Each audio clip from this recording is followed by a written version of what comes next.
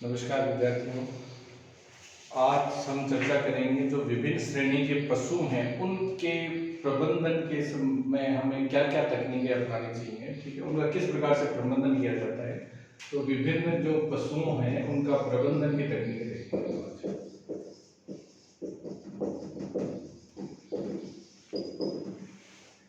तो इसमें हम पहले तो कहेंगे विभिन्न प्रकार की जो प्रजाति हैं उनके बारे में देखेंगे कि गोवंश हैं, भैंस वंश हैं, उनका अलग अलग किस प्रकार से ध्यान रखा जाता है। और मुख्यतः आपका क्या है कि इसमें गोवंश का आपके सिलेबस में बहुत ज़्यादा इम्पोर्टेंट रोल है। तो उस गोवंश का जो प्रबंधन है, ठीक है, किस प्रकार से उनको रखा जाता है। प्रबंधन से तात्पर्य कि खान पान से संबंधित, आवास व्यवस्था से संबंधित, साफ सफाई से संबंधित, प्रजनन से संबंधित और जो दूसरी प्रबंधन की तकनीकें हैं वो किस प्रकार से सपोर्ट की जाती है उसके बारे में हम यहाँ पे देखेंगे। तो गोवंश में भी विभिन्न प्रकार की श्रेणियां हैं, ठीक है, जैसे कि जो नवजात बछड़ा या बछड़ी जो जन्म ले रहा है, बछड़ा या बछड़ी जो है उसकी कैसे देखभाल हम करते हैं उसके बारे में हम देखेंगे। उसके पश्चात जैसे बछड़ी 1 वर्ष से बड़ी हो जाती है जिसको हम बोलते हैं हीफर, ठीक है, जो प्रजनन योग्य जो बछड़ी हो जाएगी उसकी कैसे देखभाल करेंगे हम, ठीक है। हीफर जब गाभिन हो जाती है तो गाभिन जो गाय है उसकी देखभाल कैसे करेंगे हम, ठीक है।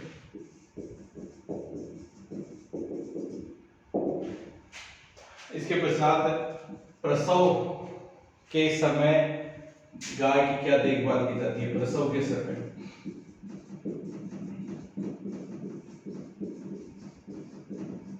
समय गाय की किस प्रकार से देखभाल की जाती है। इसके बाद में जैसे प्रसव के पश्चात जो पशु दूध देने लग जाता है तो दुधारू जो पशु है उसकी देखभाल जो है वो उसमें क्या क्या इम्पोर्टेंट पॉइंट्स हैं वो देखेंगे। एंड फिर पशु जो है दूध से सूख जाता है जिसको हम बोलते हैं शुष्क गाय, उसकी क्या देखभाल की जाती है। इसके अतिरिक्त जो प्रजनन योग्य नर जो सांड है उसकी देखभाल जो है वो किस प्रकार से, कैसे उसका चयन करके और उसकी देखभाल किस प्रकार से की जाती है।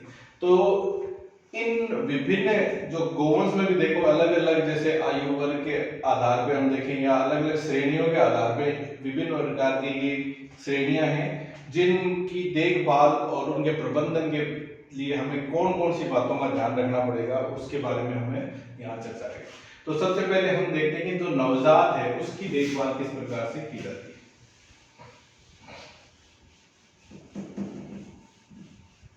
जन्म के पश्चात जो बछड़ा या बछड़ी जो पैदा होते हैं उसको हम क्या बोलते हैं, काफ, यानी जो नवजात है उसकी देखभाल व प्रबंधन में क्या क्या बातें आपको ध्यान रखनी पड़ती हैं।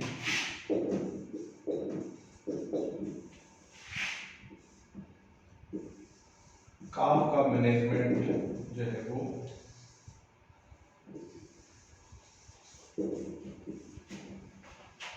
तो प्रसव की प्रक्रिया होती है गोवंश के अंदर। तो जो बाहर जो शिशु निकलता है उसको हम क्या बोलते हैं, काफ बोलते हैं, ठीक है। अगर बछड़ा है तो मेल काफ बोलेंगे और बछड़ी है तो फीमेल काफ कहा जाता है, ठीक है। तो इसकी कैसे देखभाल की जाती है तो इसमें हम देखेंगे जब गर्भावस्था के दौरान ही इसकी देखभाल के प्रति हमें थोड़ा सा सजग हो जाना चाहिए और गर्भावस्था के जो अंतिम तिमाही है, गर्भावस्था की जो अंतिम तिमाही, लास्ट जो ट्राइमेस्टर है, उस ट्राइमेस्टर के अंतर्गत पशु को थोड़ा अतिरिक्त राशन दिया जाता है जिसको हम जेस्टेशन राशन बोलते हैं, जेस्टेशन राशन, ठीक है।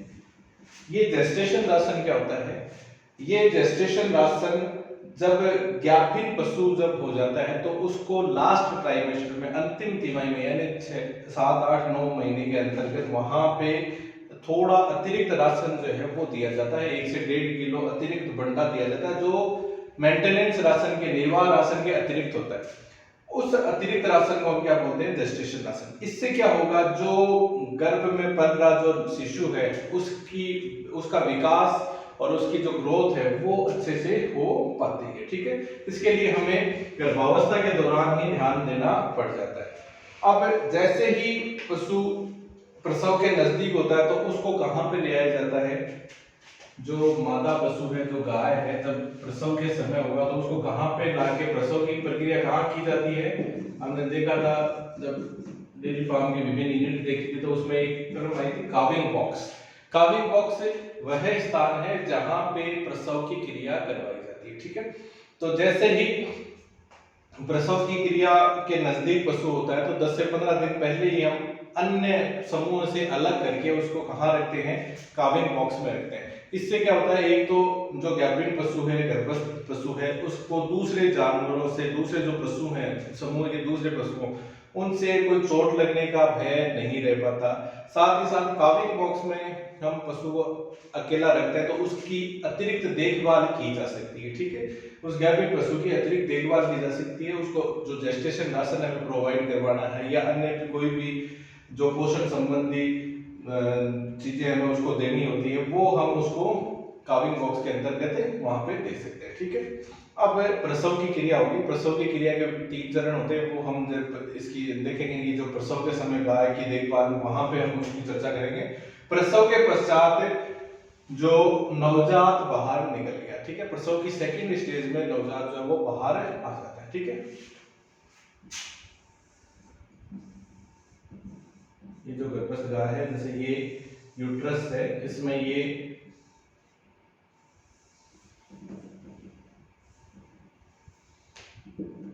शिशु है। ठीक है, इसको घेरे हुए जो भ्रूणीय झिल्लियां होती हैं, ये इस प्रकार से भ्रूणीय झिल्लियां होती हैं जो इसको घेरे हुए रहती हैं।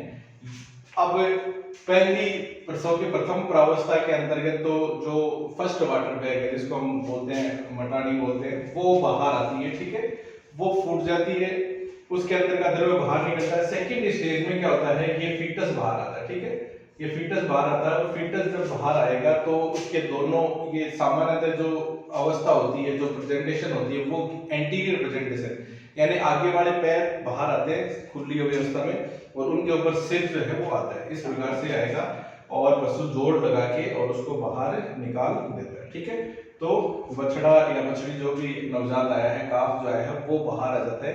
साथ ही साथ जो उसकी अम्बिलिकल कॉर्ड है वो क्या हो जाती है, अपने आप में ब्रेक हो जाती है, टूट जाती है। ठीक है, अब देखिए ये जो नवजात आया है, बाहर आने के पश्चात सबसे पहले तो हम क्या करते हैं, उसके जो मुंह के ऊपर, नाक के ऊपर जो भी म्यूकस होता है, जो कि एक्चुअल में एमनियोटिक फ्लूइड होता है, उस म्यूकस को साफ किया जाता है ताकि जो बछड़ा या बछड़ी है, नवजात है, वो अच्छे से सांस ले सके।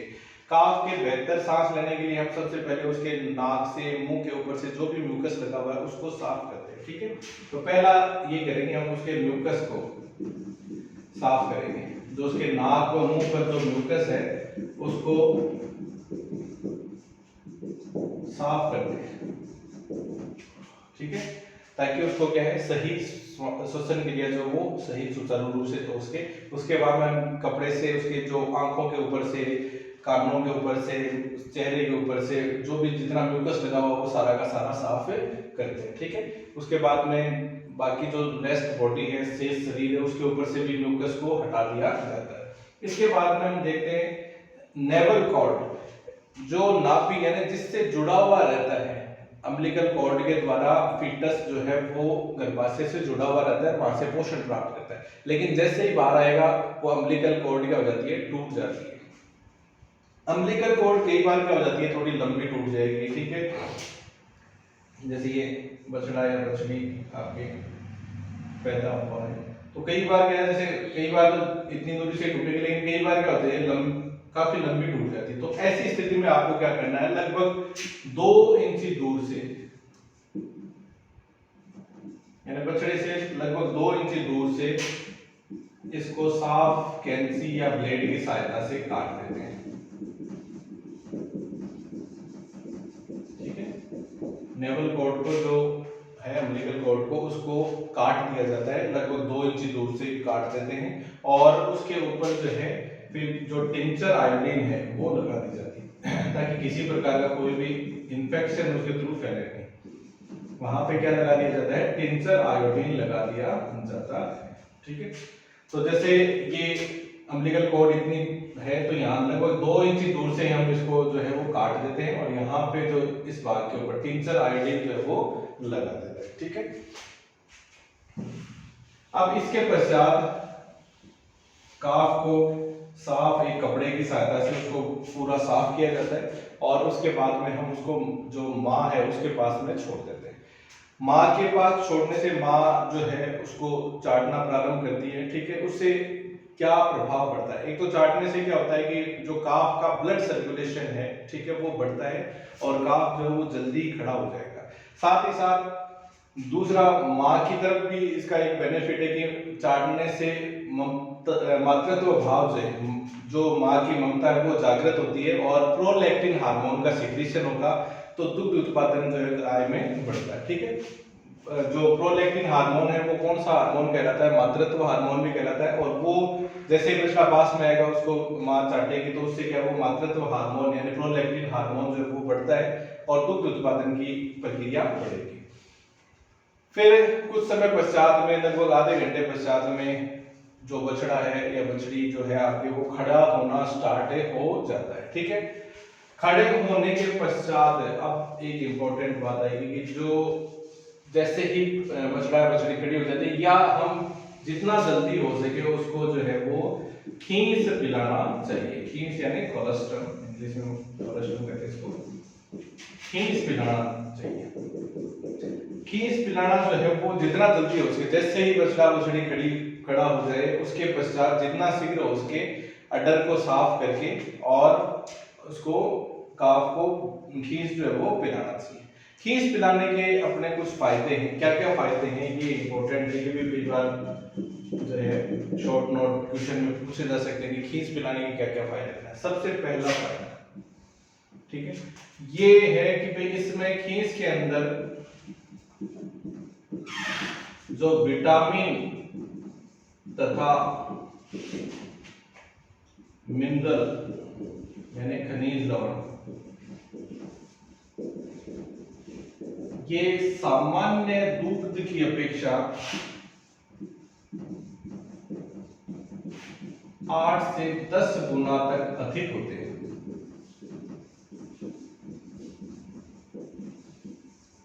जो काफ को पोषण प्रदान करते हैं।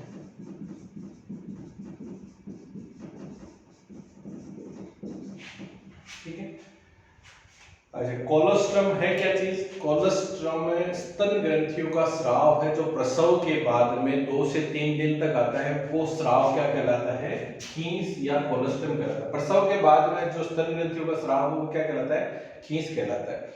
और ये खींच जो होता है इसके अंदर प्रोटीन भी काफी अधिक मात्रा में होती है, विटामिन भी काफी अधिक मात्रा में होते हैं, मिनरल्स भी काफी अधिक, जो सामान्य दूध है उसकी अपेक्षा 8 से 10 गुना तक इसके अंदर प्रोटीन, मिनरल्स, विटामिन पाए जाते हैं। और जैसे ही ये ग्रहण किए जाते हैं काफ के द्वारा, ये उसे पोषण प्रदान करते हैं। ठीक है, उसको एनर्जी प्रदान करेंगे, पोषण प्रदान, ऊर्जा प्रदान करेंगे। ठीक है, तो पहला फायदा तो ये है कि भाई मिल्क या माने हम तो मिल्क को हमें कंप्लीट फूड कहा जाता है, एक आदर्श भोजन कहा जाता है। और खींच है, खींच के अंदर तो दूध की अपेक्षा 10 गुना तक अधिक उसके जो पोषक तत्व हैं, तो इसलिए जो है उसे पोषण अधिक शीघ्रता से और उसको पोषण प्रदान करने का कार्य जो ये करता है। ठीक है, इसके बाद में देखिए खींच का फायदा, दूसरा फायदा क्या है?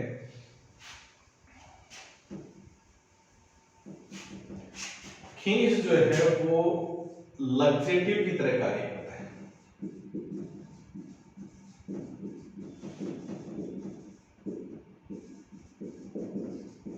लग्जेटिव क्या होता है कि जो आंत के अंदर चिकनाहट पैदा करके और आंत का जो भी उत्सर्जित पदार्थ है और जो गोबर वगैरह है उसको बाहर निकालने का प्रयास करेगा। और जो प्रथम मल होता है, एक ये भी टर्म आपको ध्यान रखना है, बछड़े बछड़ी की प्रथम मल को कहा जाता है मिकोनियम। ये टर्म जो है वो कई बार पूछी गई है, इसको बाहर निकालने में सहायक होता है। मिकोनियम को बाहर निकालने में सहायक होता है, ये लग्जेटिव की तरह कार्य करता है। और जो प्रथम मल है उसको बाहर निकालने में ये सहायता प्रदान करता है। तो खींच का बहुत ही इंपॉर्टेंट रोल है, ठीक है। ये तो पोषण प्रदान करता है, दूसरा क्या है, लग्जेटिव की तरह कार्य करता है। फिर अगला इसका जो और इंपॉर्टेंट एक रोल है वो क्या होता है, खींच की जो प्रोटीन होती है और इसकी इम्यूनोग्लोबुलिन्स जो होती हैं वो बछड़े की प्रतिरक्षा का कार्य करती है। काफ को प्रतिरक्षा देने का कार्य करती है। जो ग्लोबुलिन प्रोटीन है इसके अंदर, जिसको हम इम्यूनोग्लोबुलिन्स कहते हैं,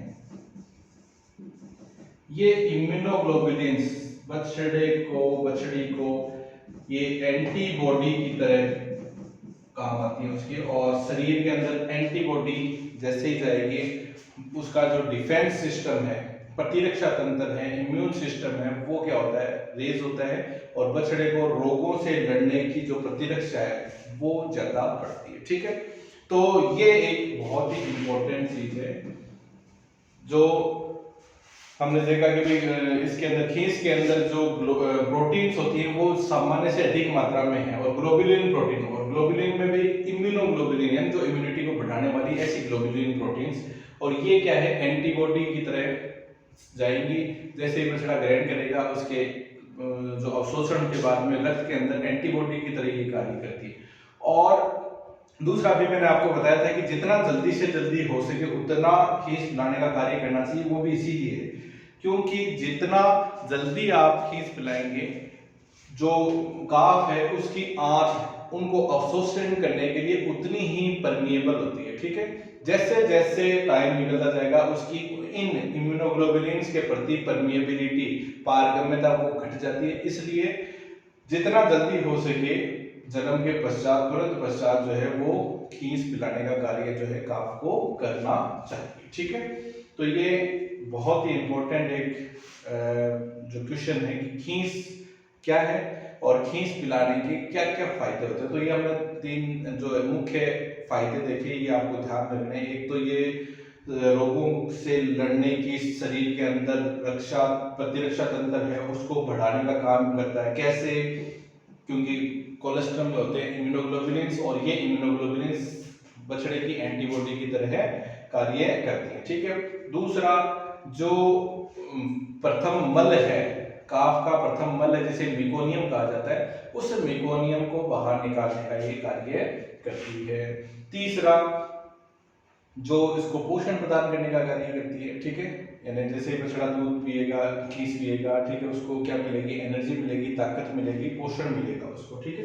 तो ये खींच पिलाने के बहुत जो इम्पोर्टेंट फायदे हैं उनके बारे में हमने देखा, और ये बहुत ही इम्पोर्टेंट क्वेश्चन है, ठीक है। ये पूछा जाता है, कई बार पूछा गया है, और मतलब शॉर्ट नोट में इसका ऐसे पूछा जा सकता है कि क्या क्या फायदे होते हैं, उन फायदों को नोट डाउन करें, ठीक है। अब देखिए, कई बार क्या हो जाता है कि जन्म के पश्चात गाय है, जो मादा पशु है, वो खत्म हो जाता है और बछड़ा या बछड़ी जो है वो ऑर्फन यानी अनाथ हो जाता है। तो जो ऑर्फन काफ है उसके लिए क्या करते हैं हम, जो दूध के अंदर एग, अरंडी का तेल ये मिलाकर और उसके लिए खींच तैयार किया जाता है, ठीक है। तो इसके लिए जैसे जो मिल्क है,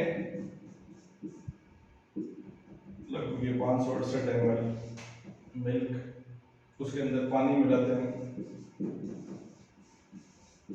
यानी लगभग 6:3 की रेशियो में हम ये मिलाएंगे, ठीक है। दुगुना दूध और उससे आधा ये पानी हम उसमें मिलाते हैं, और उसके अंदर एक जो है अरंडी का तेल वो डाला जाता है, ताकि ये किसकी तरह कार्य करे, लग्जेटिव की तरह। और फर्स्ट जो मेकोनियम है उसको बाहर निकालने के लिए शायद उसमें 1 चम्मच अरंडी का तेल हम इसमें मिला देते हैं, और एग जो है, अंडा, वो एक एग जो है वो इसके अंदर मिलाया जाता है ताकि इसकी प्रोटीन वैल्यू है वो बढ़ जाए, ठीक है।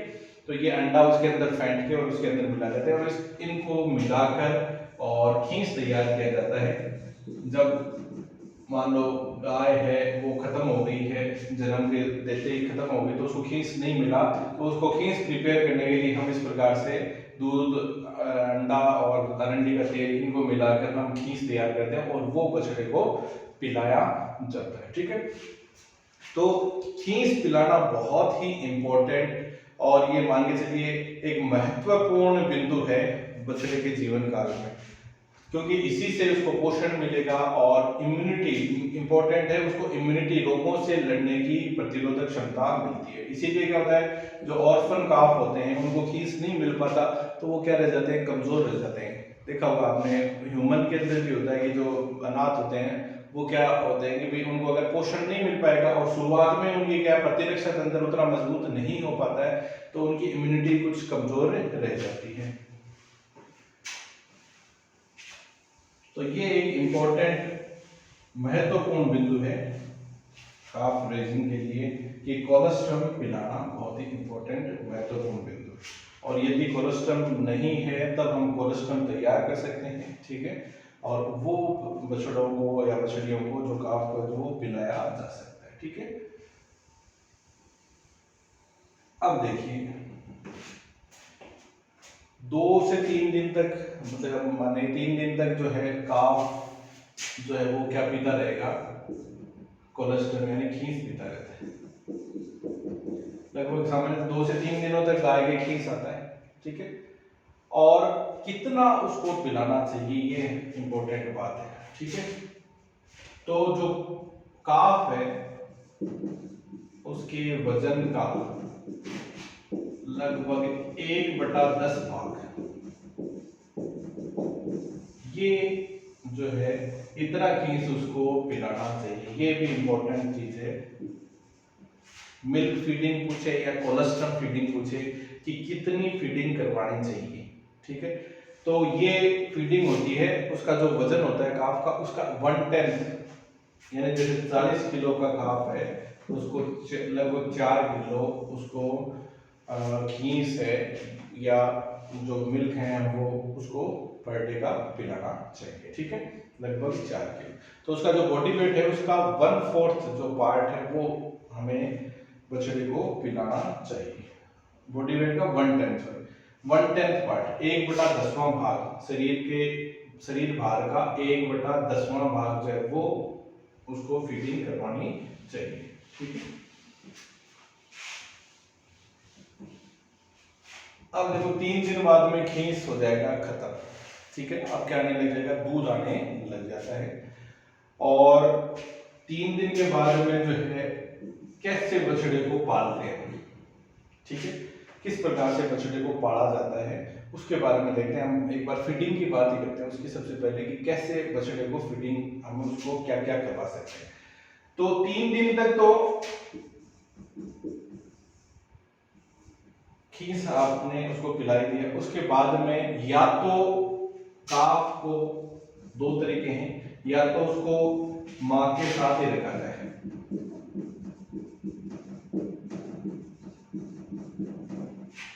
और या फिर मां से अलग कर दिया जाए।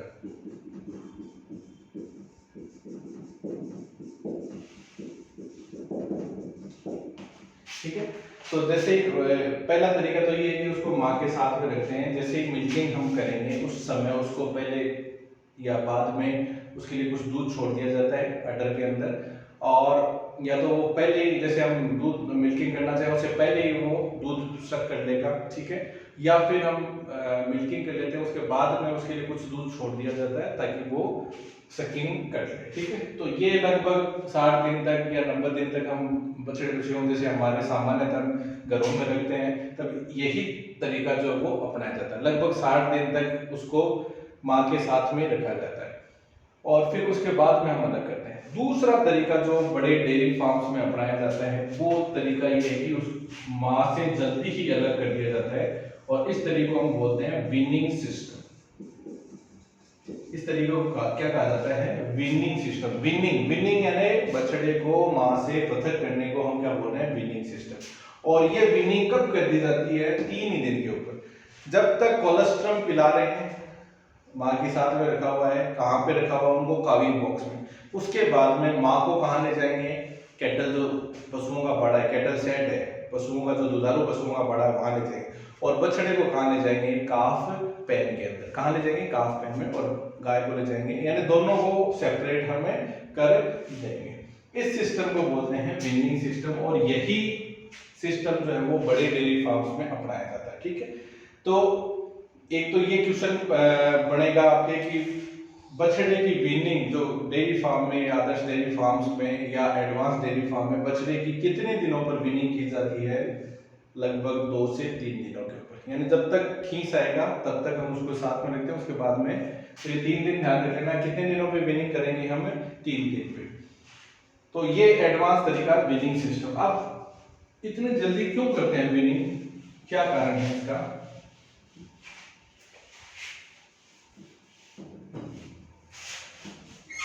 वीनिंग जो सिस्टम है, जल्दी वीनिंग करने के, यानी 3 दिन पे ही बछड़े को मां से अलग करने के क्या क्या फायदे हो सकते हैं? तो पहला जो फायदा है वो ये है कि जैसे बछड़ा या बछड़ी जो है, काफ को उसकी आवश्यकता अनुसार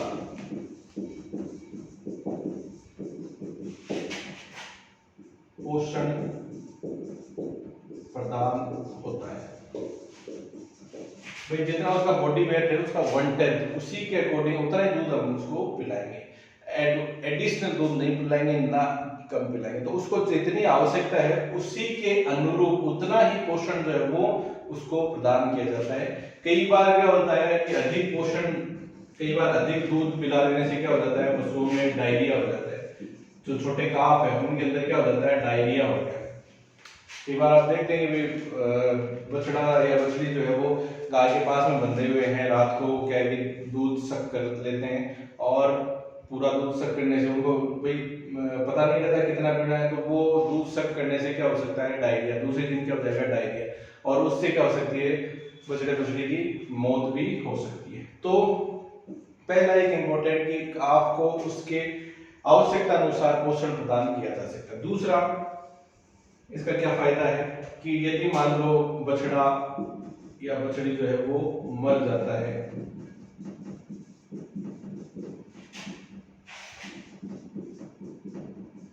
बछड़ा या बछड़ी मर जाने पर भी गाय के जो दुग्ध उत्पादन पर कोई प्रभाव नहीं पड़ता।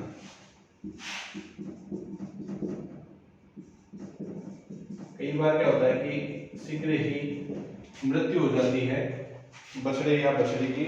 तो जैसे हम देसी गायों में देखते हैं कि उनका मातृत्व जो है वो ज्यादा रहता है बछड़े बछड़ियों के प्रति, और जैसे ही बछड़ा या बछड़ी मर जाता है तो वो दूध देना बंद कर देती है, उनका दूध उत्पादन ड्रॉप हो जाता है। लेकिन यदि स्टार्टिंग से ही हम गोवंश को अर्ली वीनिंग की आदत रखेंगे, जल्दी वीनिंग करने की आदत रखते हैं, 3 दिन पे अलग करने की आदत रखते हैं, तो उससे क्या होता है कि पशु को बछड़े या बछड़े से कोई मतलब उनसे ज्यादा मातृत्व नहीं रहता, और उनके दुग्ध उत्पादन में किसी प्रकार का कोई प्रभाव नहीं पड़ेगा। ठीक है।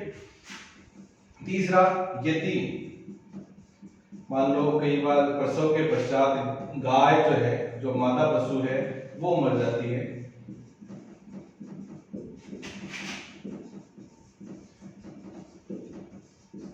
तो उस स्थिति में भी काफ को इजीली पाला जा सकता है, काफ को आसानी से पाला जा सकता है। ठीक है। यदि गोवंश जो है वो मर जाता है, मान लो जो गाय है, मादा गाय है, वो उसकी प्रसव के बाद में मृत्यु हो जाती है, तो वीनिंग सिस्टम के अंदर उससे हम बछड़े की सेहत पे कोई ज्यादा प्रभाव नहीं पड़ेगा।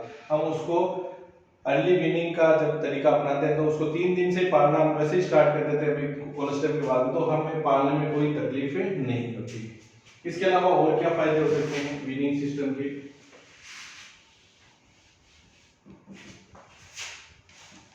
चौथा जो इम्पोर्टेंट फायदा है कि काफ को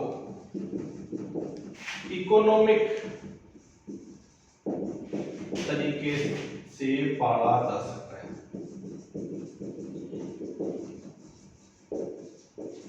इकोनॉमिक का मतलब क्या है कि जो हम बछड़ा या बछड़ी तैयार कर रहे हैं, ठीक है, उसकी कॉस्टिंग तय होती है कि उसको कितना आप फीड खिला रहे हैं, ठीक है।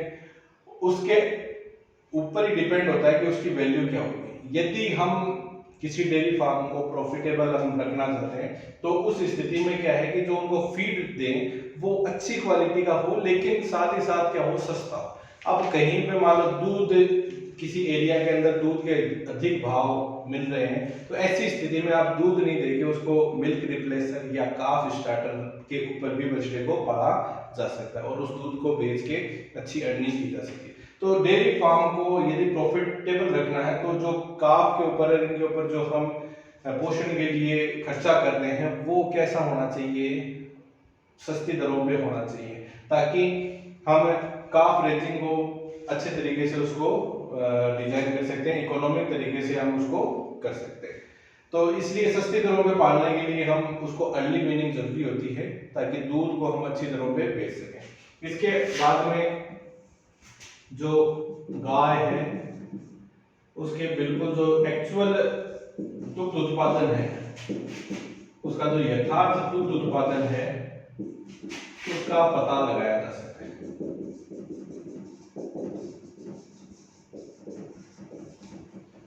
कई बार जैसे हम कोई गाय खरीदने जाते हैं, तब मान लो जब ब्याई हुई गाय खरीदने जाते हैं तब 15-20 दिन तक, महीने भर तक उसके एक्चुअल कितना दूध है ये पता नहीं लगता।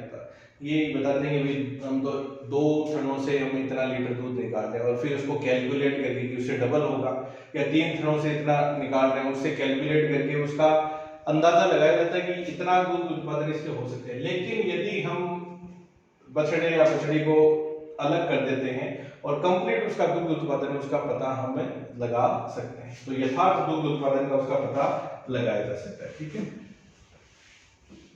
इसके अलावा और क्या फायदा हो सकता है कि जो दुग्ध उत्पादन होता है वो किस प्रकार का होता है, स्वच्छ दुग्ध उत्पादन इससे किया जाता है, ठीक है। जब दुग्ध उत्पादन हम कर रहे हैं तो पहले हम जैसे बछड़े को छोड़ देते हैं, वो सकलिंग करता है तो लार वगैरह वहां पे लग जाती है, लेकिन यदि हम बछड़े को अलग ही रखेंगे तो उसका जो दुग्ध उत्पादन होगा वो काफी स्वच्छ दुग्ध उत्पादन, तो स्वच्छ तरीके से दुग्ध उत्पादन करने का ये भी एक इसका फायदा होता है। तो ये वीनिंग के बहुत ही इंपॉर्टेंट फायदे हैं। मुख्य फायदा ये है कि बछड़े को सेपरेट करने से क्या होगा, माँ के ऊपर कोई इफेक्ट नहीं पड़ेगा, उसका दुग्ध उत्पादन में कोई इफेक्ट नहीं पड़ेगा, और साथ ही साथ जो बछड़ा या बछड़ी है उसको कितना पोषण आपको प्रदान करना है ये हम उसके बॉडी वेट के अकॉर्डिंग उसको उसी अनुरूप पोषण प्रदान करते हैं। तो न तो उसको क्या है अत्यधिक मात्रा में ज्यादा उसको दे के और उसको बीमार कर देंगे, और न ही कम उसको पिलाकर उसको कुपोषण का शिकार करेंगे। जितनी उसकी आवश्यकता होती है उसी के अकॉर्डिंग दूध उसको दिया जाता है, या जो भी काफ स्टार्टर या मिल्क रिप्लेसर देना होता है उसी के अकॉर्डिंग हम देते हैं। तो ये विनिंग सिस्टम का बहुत बड़ा फायदा है। तो जो बड़े डेयरी फार्म में है उसमें आसान प्रबंधन के लिए, बछड़े या बछड़ी का जो काफ का आसान प्रबंधन है उसके लिए मुख्यतः विनिंग सिस्टम जो है वो अपनाया जाता है, ठीक है।